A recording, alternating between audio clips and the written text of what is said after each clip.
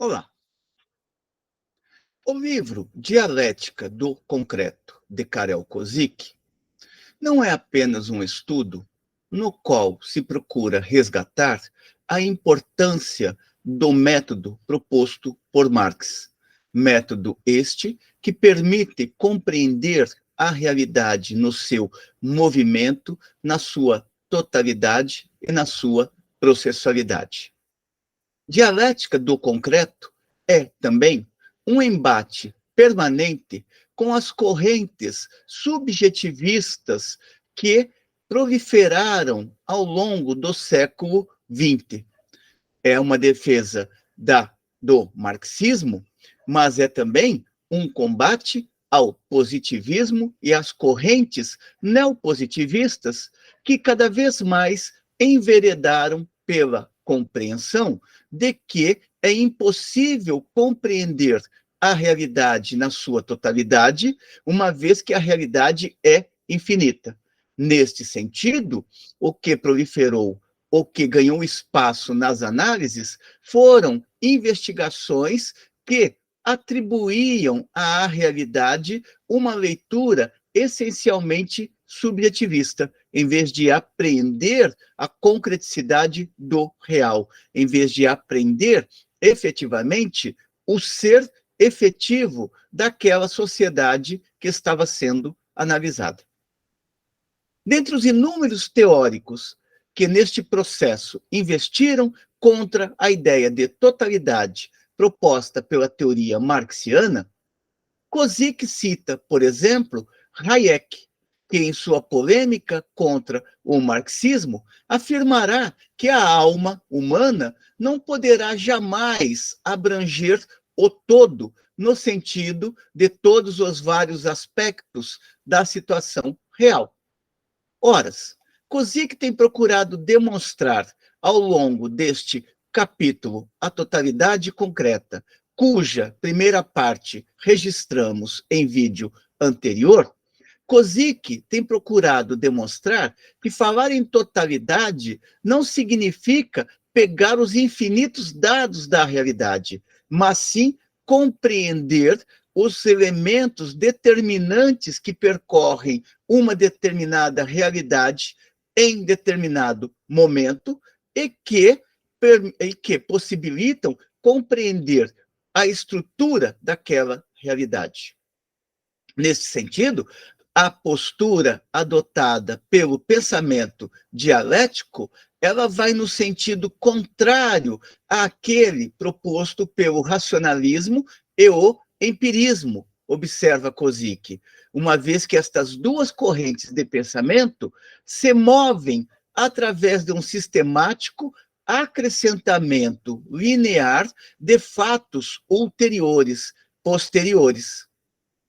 Pelo contrário, o pensamento dialético parte do pressuposto de que o conhecimento humano se processa num movimento em espiral, ou seja, num movimento crescente, onde o desenvolvimento da investigação conduz à possibilidade de apreender cada vez mais profundamente a realidade que está sendo investigada. A ideia de espiral não é a ideia de que fica rodando, rodando, rodando de uma maneira circular no mesmo lugar, mas, pelo contrário, vai no movimento progressivo no sentido de compreender a estrutura da realidade.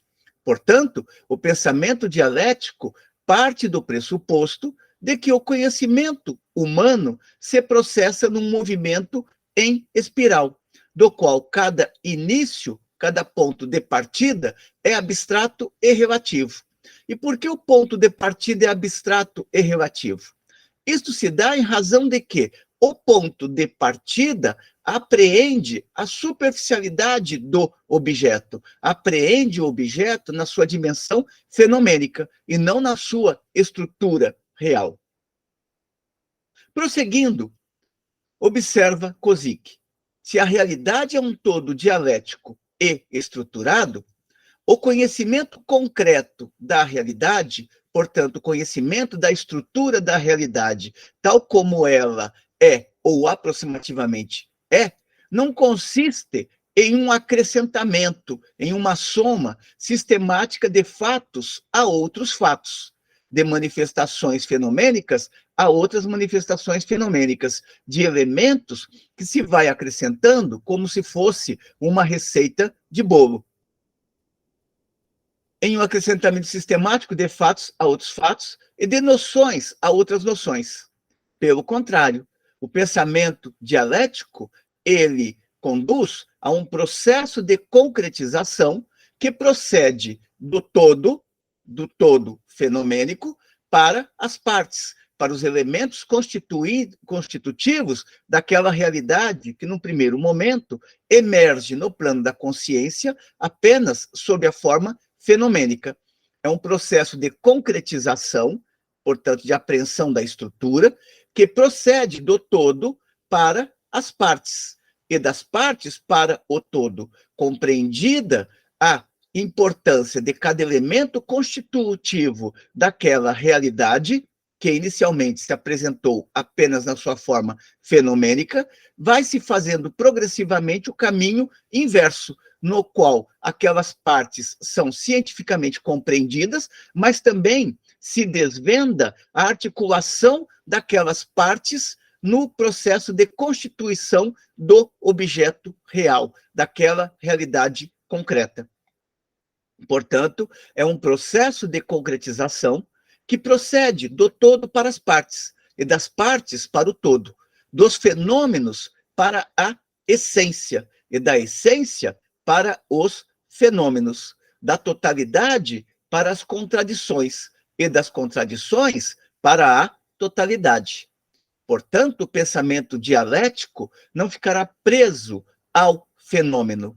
Pelo contrário, vai procurar descobrir o que se esconde por debaixo do fenômeno. Como diz Marx, no primeiro capítulo do Capital, à primeira vista, a sociedade aparece como uma imensa quantidade de mercadorias, e a mercadoria, a sua forma elementar.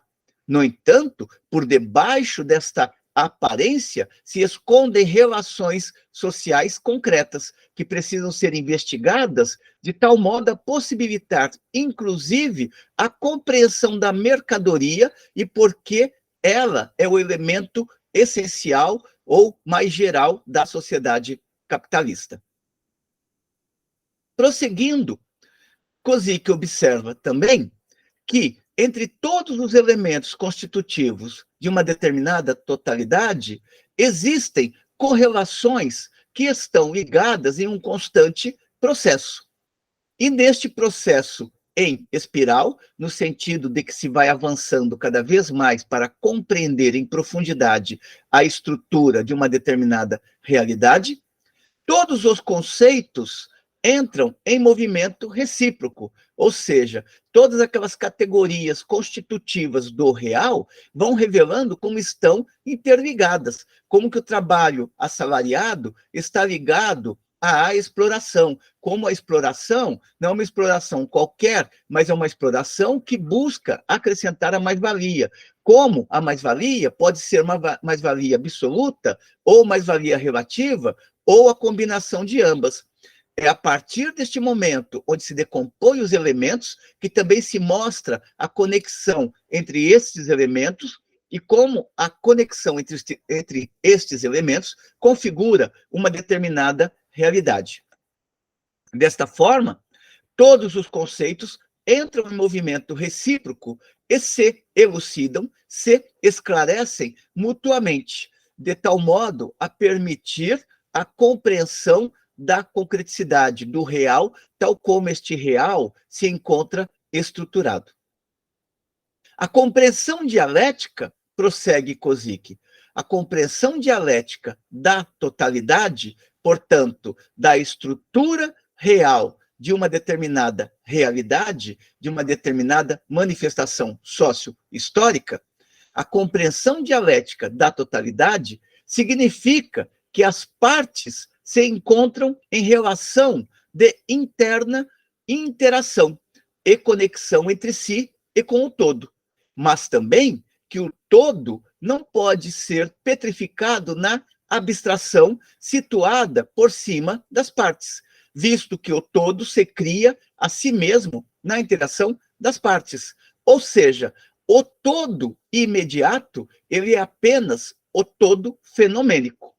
Lembremos, por exemplo, Marx, ao discutir um método, que observa como que a tendência da economia política burguesa é partir de um todo genérico, a população, desconsiderando os elementos constitutivos, os elementos reais constitutivos desta população. Marx vai partir deste fenomênico para descobrir o que se esconde por debaixo do fenomênico. E descobertos os elementos que sedimentam aquele fenomênico, descoberta a essência do objeto, volta ao objeto, mas desta vez não mais como a população abstrata, e sim como a população compreendida enquanto concreto pensado, ou seja, na sua efetiva configuração histórica. Para Kozik, na história do pensamento filosófico, é possível detectar três concepções fundamentais do todo ou da totalidade, apoiadas sobre uma determinada configuração do real, da realidade.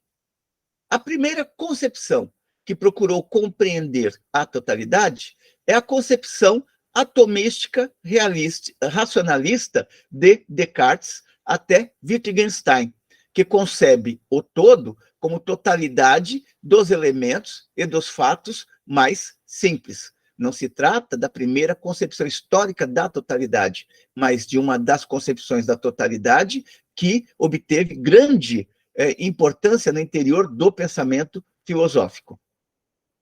A segunda concepção é a concepção organicista e organístico-dinâmica, que formaliza o todo e afirma a predominância e a prioridade do todo sobre as partes, que é o caso citado por Kozik de Schelling.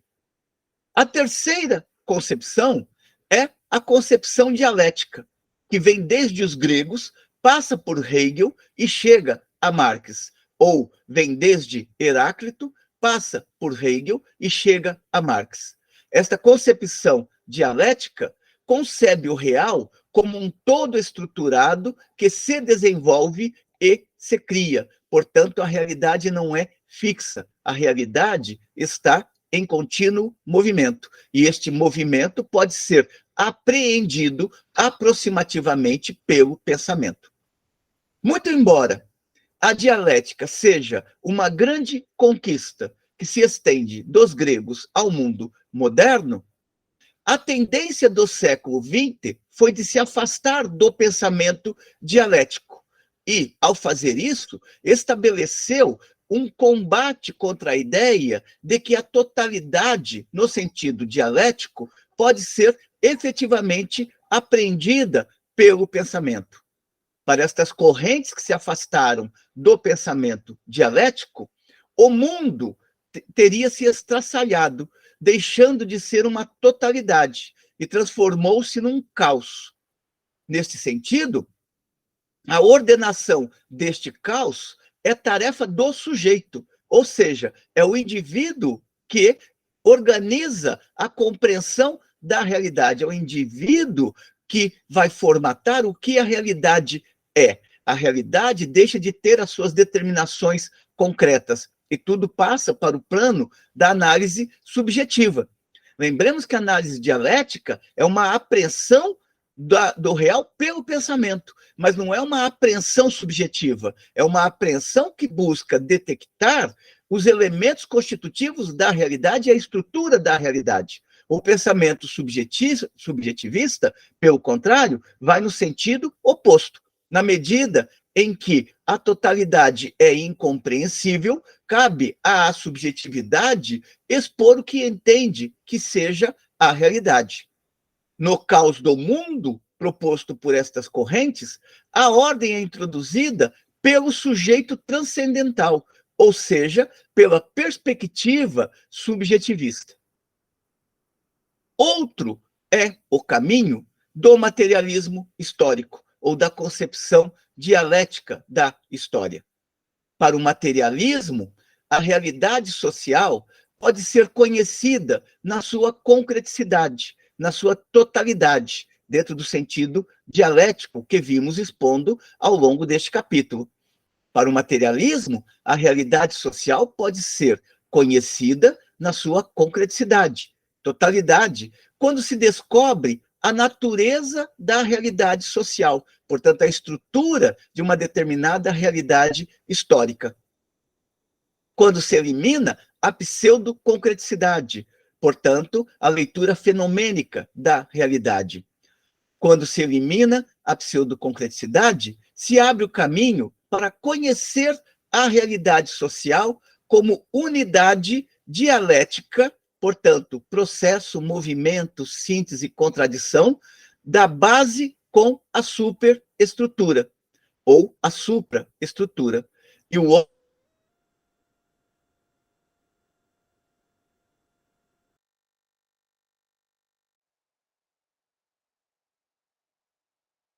é um ser cada vez mais ativo no interior do mundo. Ele passa a ter uma existência não mais muda, como cita, por exemplo, Lukács na Ontologia do Ser Social. Nesse sentido, para a dialética, a realidade social não é conhecida como totalidade concreta se o homem, no âmbito da totalidade, é considerado apenas e, sobretudo, como objeto, ou seja, como aquele que sofre os influxos da realidade, e não como um ser ativo no interior da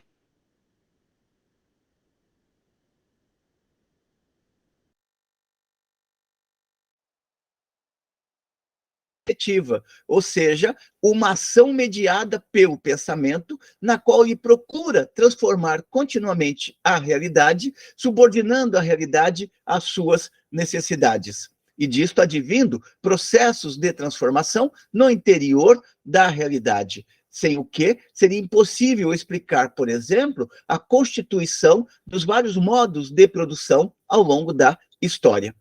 Portanto, a realidade social não é conhecida como totalidade concreta se o homem, no âmbito da totalidade, é considerado apenas e, sobretudo, como objeto.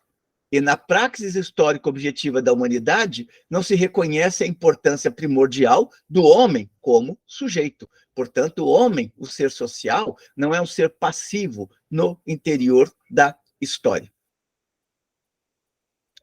Para Kozik, a distinção dos fatos, com base em seu significado e na sua importância, não é, portanto, o resultado de uma avaliação subjetiva, mas resulta do conteúdo objetivo dos fatos isolados.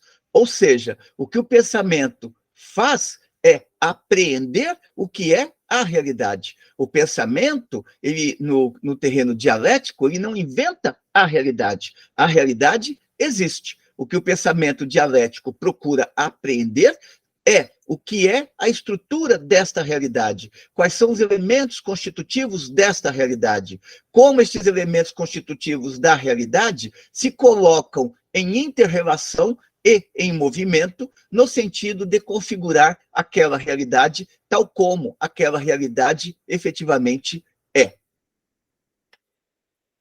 Portanto, cada processo cognitivo da realidade social é um movimento em que a investigação parte dos fatos, parte do empírico imediato, e a eles retorna ao empírico imediato, só que dessa vez sob a forma de concreto pensado. O conhecimento da realidade histórica, prossegue Kozik, é um processo de apropriação teórica, isto é, de crítica, interpretação e avaliação de fatos. Processo em que a atividade do homem, do cientista, é condição necessária ao conhecimento objetivo dos fatos. O conhecimento objetivo dos fatos é a apreensão daquela realidade, tal como aquela realidade se encontra estruturada. Esta atividade que revela o conteúdo objetivo e o significado dos fatos é o método científico. O método científico é mais ou menos eficiente segundo a maior ou menor riqueza da realidade, contida objetivamente neste ou naquele fato, que ele é capaz de descobrir, explicar e motivar. Portanto, o método científico busca uma apreensão objetiva da estrutura social e não uma apreensão subjetiva, uma apreensão que está ligada às crenças, à leitura individual do investigador e não a uma apreensão por parte do investigador da estrutura que possui aquela determinada realidade em um determinado momento. Dentro deste espírito, o caráter fundamental do trabalho científico consiste em distinguir o essencial do acessório, assim como o sentido objetivo dos fatos. A existência mesma da ciência depende da possibilidade de fazer semelhante distinção. Sem ela, não haveria ciência. Esta é uma questão importante. Hoje, por exemplo, no interior do pensamento da pós-modernidade, se desconsidera a questão das classes como sendo a questão essencial para pensar a estrutura concreta da realidade.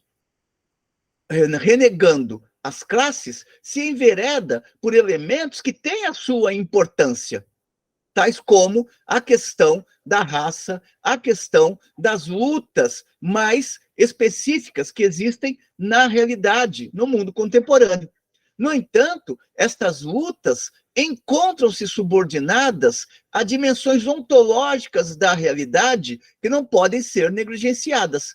Não dá para entender efetivamente o que é a sociedade moderna se ficarmos presos, por exemplo, à ideia de identidade, ou então a ideia de multiculturalidade. Para compreender esta realidade, é necessário retornarmos à problemática das classes, é necessário retornarmos à problemática do capital, compreender como é que o capital se configura no mundo moderno e como ele produz, inclusive neste movimento, novos fetichismos. Fetichismos estes que se expressam nestas lutas particularistas que procuram se apresentar como lutas universais ou como lutas que desvendam o que é a realidade. Isso não quer dizer que no mundo concreto não exista racismo, mas é necessário compreender a articulação existente entre infra e supraestrutura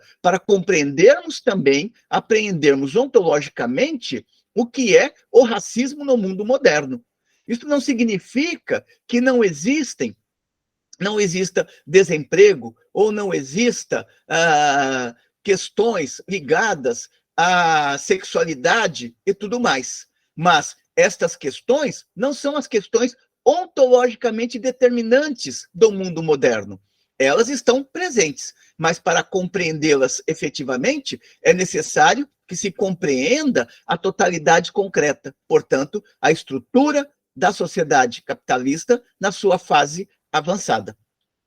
Isso quer dizer que estas lutas não devam ser travadas? Sim, devem ser travadas, mas elas não devem ser travadas dentro da perspectiva de que são elas as respostas aos problemas reais da totalidade configurada pelo capitalismo moderno. A totalidade configurada pelo capitalismo moderno continua sendo necessariamente explicada pela estrutura de classes da sociedade, e não por perspectivas, por leituras subjetivistas ou por leituras identitárias, onde os indivíduos estabelecem a preferência das lutas nas quais vão ou não se engajar, uma vez que estas lutas contemplam o mais íntimo do seu ser individual.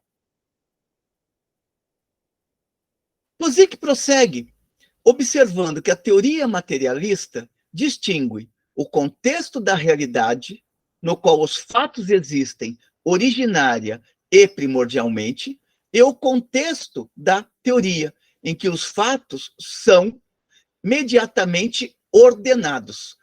Observe que ele não está falando imediatamente ordenados, e sim imediatamente ordenados, uma vez que o pensamento atua como mediação, a reflexão atua como mediação, detectar os elementos constitutivos da realidade é detectar também os elementos que atuam como mediações constitutivas desta realidade.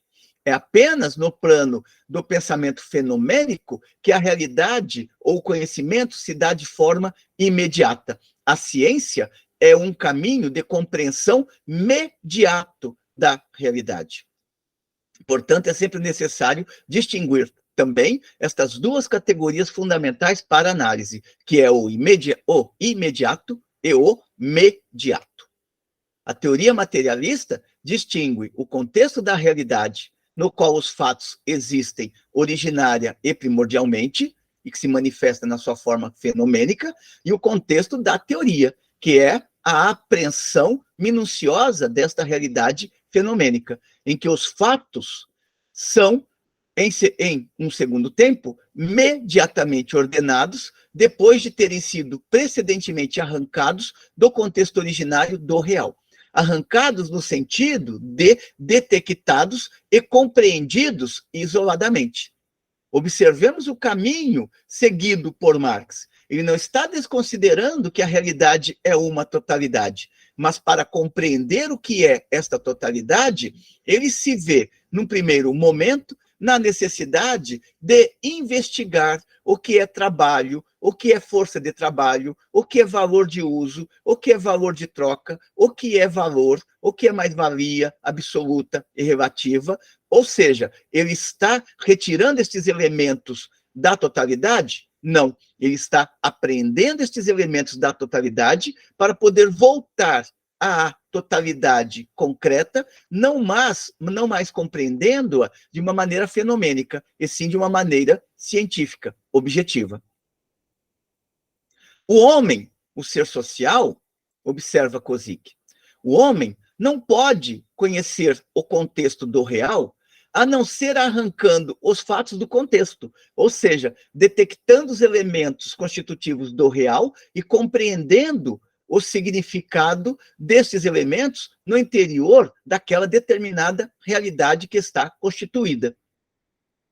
O homem não pode conhecer o contexto do real a não ser arrancando os fatos do contexto, isolando-os e tornando-os relativamente independentes. Notem que ele coloca relativamente independentes, ou seja, vai compreender esta realidade, mas não isolando-a totalmente da totalidade. Eis aqui o fundamento de todo conhecimento, a cisão do todo. Cisão no sentido de decomposição daquela totalidade que aparece na sua forma fenomênica para detectar os elementos constitutivos daquela realidade.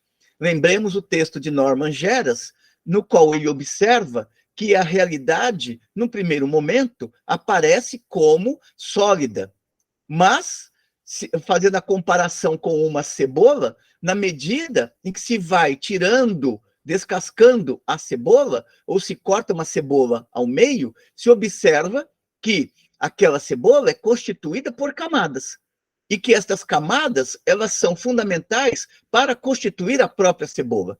É um texto de Norman Geras, dos anos 80, que é fundamental de ser relido hoje, na medida em que fornece um exemplo que pode contribuir no sentido de compreender este movimento que está proposto pelo método dialético, de ir do todo para as partes e das partes para o todo.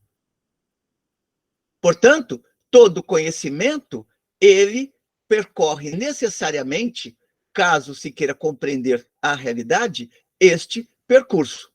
Não se trata, no pensamento dialético, de reproduzir a ilusão idealista de que o pensamento é que cria o concreto, o pensamento que cria a realidade, ou então que os fatos adquirem um sentido e um significado apenas na mente humana.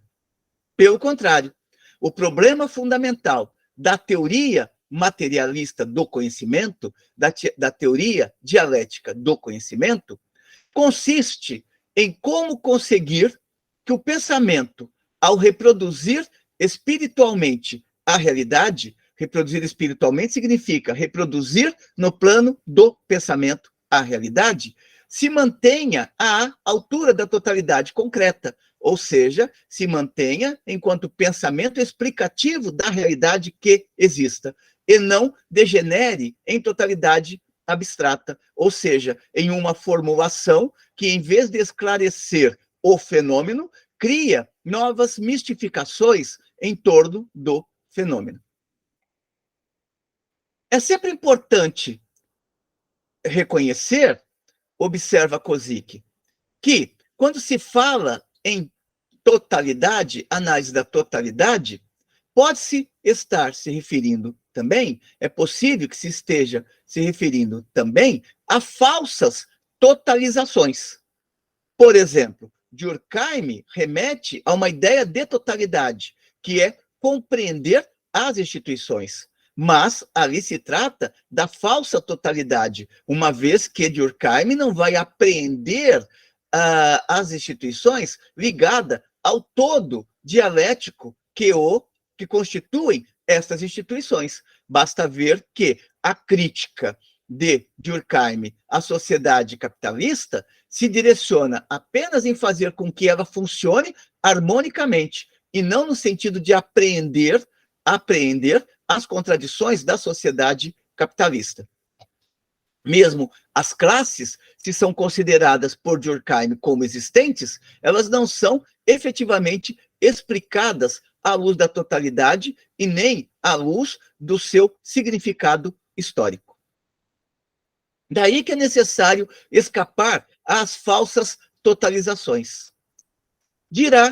Diz Kozik, a falsa totalização e sintetização manifesta-se no método do princípio abstrato, que despreza a riqueza do real, isto é, a sua contraditoriedade e multiplicidade de significados, para levar em conta apenas aqueles fatos que estão de acordo com o princípio abstrato, com o princípio mais geral. O princípio abstrato, erigido em totalidade, considerado como totalidade real, é, no entanto, totalidade vazia, que trata a riqueza do real como resíduo irracional e incompreensível. O método do princípio abstrato, portanto, de ficar preso à dimensão do fenômeno, deforma a imagem total da realidade e, ao mesmo tempo, registra-os, mas não os compreende, porque não entende o seu significado. Esta totalidade vazia, ou esta totalidade falsa, não revela o sentido objetivo dos fatos particulares, específicos, mas o obscurece. Assim, fazendo, rompe a integridade do fenômeno em causa, porque o cinde em duas esferas independentes, o separa em duas esferas independentes. Uma parte que convém ao princípio, ao ponto de partida, e que por ele é explicada, e uma outra parte que contradiz o princípio, portanto, que não consegue sair da dimensão fenomênica, e que, portanto, permanece na sombra, sem explicação e compreensão racional, como resíduo não explicado e inexplicável do fenômeno. Portanto, a falsa totalidade parte do empírico, mas não consegue sair do empírico. Isto foi muito recorrente em autores da sociologia contemporânea. Lembremos, por exemplo, Alain Touraine, em seus estudos, que considera que a sociedade entrou em uma era pós-industrial, simplesmente porque aquelas lutas clássicas dos trabalhadores entraram em refluxo. Ele parte do fenômeno, mas não consegue entender objetivamente este refluxo. Vai reproduzindo este fenômeno com outros elementos fenomênicos, que, apesar daquela conceitualização toda nova que apresenta Turrene, tal como historicidade, movimentos sociais, entre outros conceitos por ele formatados, não transcende jamais o empírico. Daí que é impossível compreender efetivamente o que é a sociedade capitalista através de uma leitura turreniana, sobretudo do último Turrene, que enveredou para análises muito mais subjetivistas, como é o caso do seu livro O Mundo das Mulheres, ou então a tendência percorrida por seu pensamento, que saiu dos movimentos sociais para investigar o indivíduo. Inicialmente, o pensamento de Turrene começa investigando a consciência de classe dos trabalhadores da indústria automobilística, parte posteriormente para investigar não mais consciência de classe, e sim movimentos sociais, e termina melancolicamente analisando o sujeito individual, ou os indivíduos, para compreender a subjetividade no mundo moderno. Kozik observa ainda que a dialética não pode entender a totalidade como um todo já feito e formalizado. A totalidade não é um todo já pronto que se recheia com o conteúdo, com as qualidades das partes ou com as suas relações. A criação da totalidade como estrutura significativa é, portanto, ao mesmo tempo, um processo no qual se cria realmente o conteúdo objetivo e o significado de todos os seus fatores e partes. A totalidade, sem contradições, é vazia e inerte. As contradições fora da totalidade são formais e arbitrárias. Essas considerações encaminham a reflexão de Kozik para a constatação de que totalidade é totalidade de base e superestrutura, bem como de seu movimento, desenvolvimento e relações recíprocas, embora cabendo à base um papel determinante, ou seja, a estrutura produtiva, ela tem um papel determinante em última instância. Impossível pensar a realidade ou o terreno supraestrutural sem investigar conjuntamente a maneira ou o modo como os homens produzem e reproduzem cotidianamente a sua existência, dão conta da sua existência biológica e social. Totalidade é totalidade, portanto, totalidade é totalidade de base e superestrutura, bem como de seu movimento, desenvolvimento e relações recíprocas, embora cabendo à base ou à infraestrutura um papel determinante em última instância. E, afinal, também a totalidade de base e superestrutura permanece abstrata se não se demonstra que é o homem como sujeito histórico real que no processo social de produção e reprodução cria a base e a superestrutura, forma a realidade social como totalidade de relações sociais, instituições e ideias. Portanto, não adianta apenas detectar a existência da infraestrutura ou da supraestrutura se o homem, o ser social, trabalhar com a ideia de que está subordinado ao destino.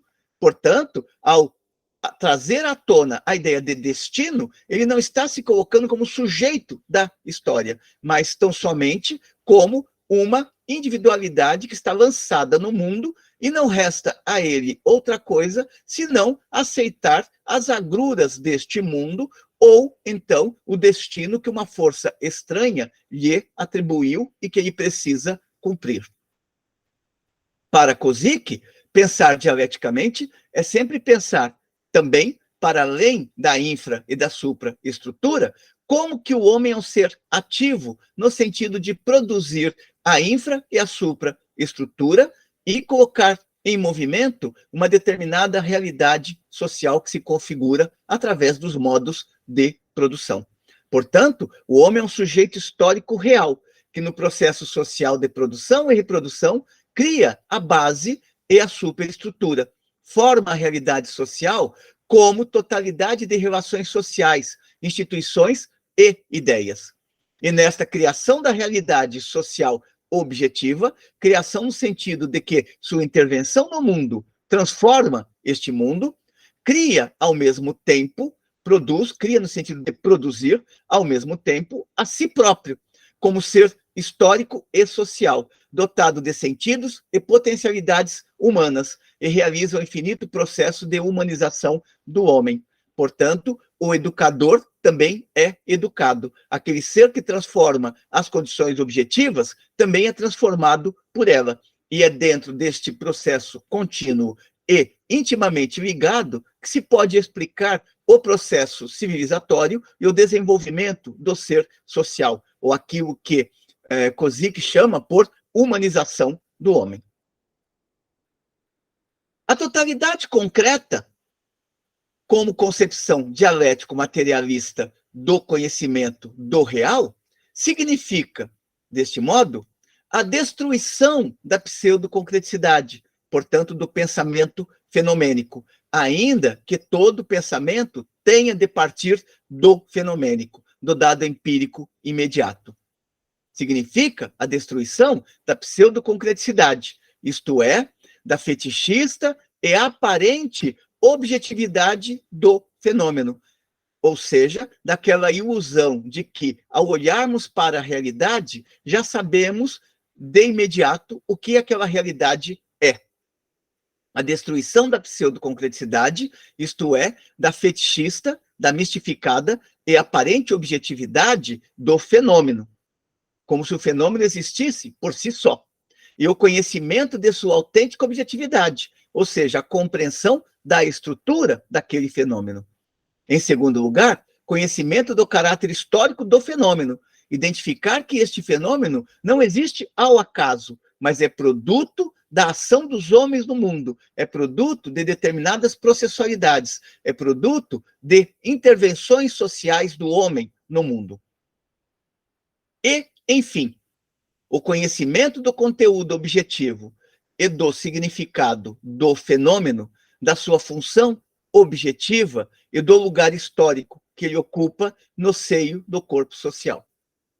Se o conhecimento não determinou a destruição da pseudo-concreticidade, portanto, se a investigação não conseguiu transcender o fenômeno e compreender a estrutura da realidade, tal como essa estrutura é, ou aproximativamente é, de acordo com a compreensão estabelecida pelo pensamento, lembrando que, quando se fala da totalidade, não se está dizendo que se vai compreender a totalidade tal como ela é em todas as suas minúcias, e sim que se vai compreender a totalidade no sentido de que é possível apreender a estrutura básica daquela sociedade para estabelecer respostas que transformem aquela realidade.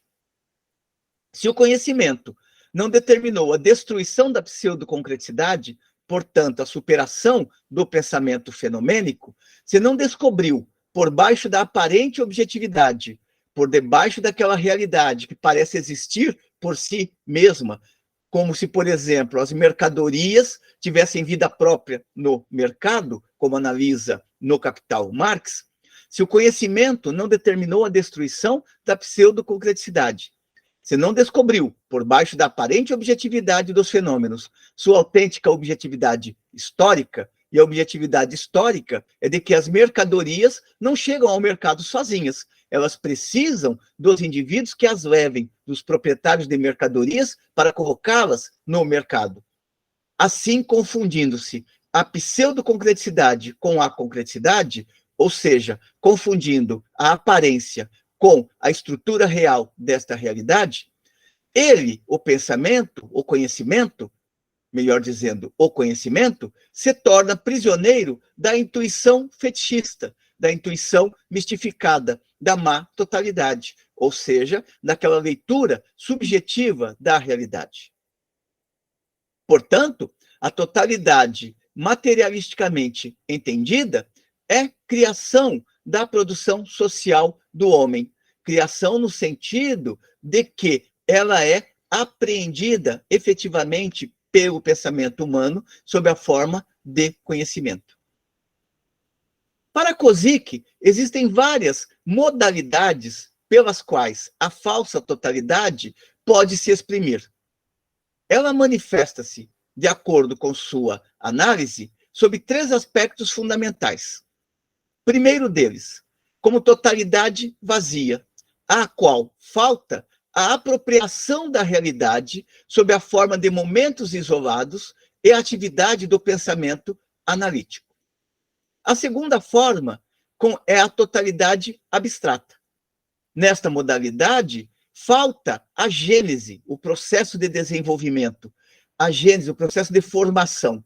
Faltam a gênese e o desenvolvimento, a criação do todo, como que esse todo se constitui, a estruturação e a desestruturação, como é que este todo se estrutura, se movimenta e também se transforma, que é o movimento de desestruturação que vai conduzir a novos estágios de estruturação da realidade. A totalidade é um todo fechado. Portanto, ela não tem um movimento dialético, ela não está em processo, não está em movimento, não produz nova síntese, portanto, não produz saltos qualitativos. Terceiro, como uma totalidade, o autêntico sujeito foi substituído pelo sujeito mitologizado. Portanto, o sujeito que se coloca no papel de conhecer o que é a realidade, simplesmente passa a interpretar a realidade de acordo com o grau de consciência que possui ou de acordo com as suas vontades subjetivas. Ao fazer isso, ele não está traduzindo o que aquela realidade é em sua estrutura, mas tão somente o seu desejo de como gostaria que a realidade fosse. Lembremos, por exemplo, de Durkheim observando que um dos limites que se colocou para a constituição da sociologia, da constituição da sociologia como ciência, foi o fato de que aqueles que se debruçaram para compreender a sociedade procuraram muito mais apresentar o que a sociedade deveria ser, no entendimento deles, do que compreender o que a sociedade efetivamente era. E esta é uma constatação correta de Durkheim. Portanto, a falsa consciência, a reificação, a coisificação da realidade, a relação do sujeito e objeto, perdem o caráter dialético se são isolados, separados da teoria materialista da história e desligados dos conceitos com os quais formam uma unidade e em cujo sistema aberto, e só nele, recebem um significado autêntico. Assim também, a categoria da totalidade perde o caráter dialético se é entendida apenas horizontalmente, como relação das partes e do todo, e se desprezam os seus outros caracteres orgânicos. A sua dimensão, conclui Kozik neste capítulo, a sua dimensão genético-dinâmica, portanto, ela nasce, se desenvolve, se transforma, produzindo novas sínteses e novos estágios históricos sociais, a sua dimensão genético-dinâmica, criação do todo e unidade das contradições, e a sua dimensão vertical, que é dialética do fenômeno e essência. Torna-se impossível, através da falsa totalidade, compreender a realidade como totalidade genético-dinâmica, portanto, na sua dimensão em espiral, ou seja, naquela dimensão na qual esta realidade vai se tornando cada vez mais complexa, vai se complexificando. A ideia de espiral está muito ligada à ideia de Lukács de que a realidade é um complexo de complexos. Quanto mais a realidade se desenvolve, mais ela coloca elementos que complexificam a estrutura da própria realidade. Com esses elementos, encerramos a discussão de Kozik neste capítulo, A Totalidade Concreta. Capítulo bastante longo, do qual retivemos apenas os elementos essenciais. Certamente, o capítulo de Kozik é muito mais rico do que a nossa exposição, na medida em que ele aponta elementos de embate com as concepções positivistas e neopositivistas. De qualquer modo, fica aqui a apresentação deste capítulo, o convite para que ele seja lido atentamente, estudado com profundidade. Da nossa parte, continuaremos aqui apresentando outros capítulos do livro de Kozik e sempre em defesa da sociologia e procurando contribuir para as novas gerações de estudantes e pesquisadores. Até uma próxima.